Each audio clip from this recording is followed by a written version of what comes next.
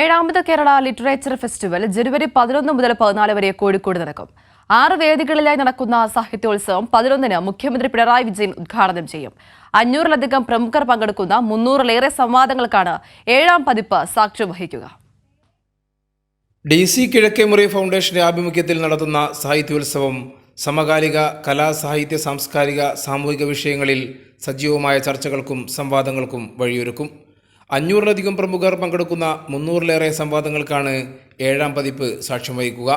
കോഴിക്കോട് ബീച്ചിലെ 6 വേദികളിൽ 4 ദിവസങ്ങളിലായി സയൻസ്, സാങ്കേതികം, ചരിത്രം, കല, രാഷ്ട്രീയം, സാഹിത്യം, സംരംഭകത്വം, ആരോഗ്യം, യാത്ര, സംഗീതം, സാമ്പത്തികം, കായികം തുടങ്ങി വിവിധ മേഖലകൾ ചർച്ച ചെയ്യപ്പെടും.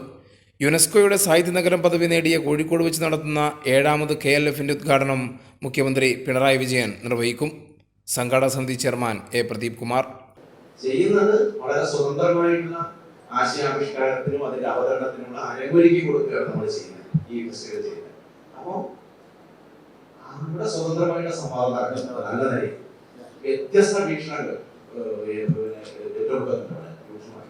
തുർക്കിയാണ് ഇത്തവണത്തെ അതിഥി രാജ്യം.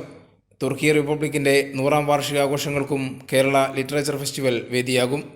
ദിവസവും വൈകിട്ട് കലാപരിപാടികൾ, രാത്രി വിവിധ ഭാഷകളിലെ പ്രശസ്ത ചലച്ചിത്രങ്ങളുടെ പ്രദർശനം എന്നിവയും സാഹിത്യോത്സവത്തിന്റെ ഭാഗമായി സംഘടിപ്പിച്ചിട്ടുണ്ട്. വാർത്താ സമ്മേളനത്തിൽ Ravi DC, AK Abdul Hakeem, KV Sasi എന്നിവരും പങ്കെടുത്തു. കൈരളി ന്യൂസ്, കോഴിക്കോട്.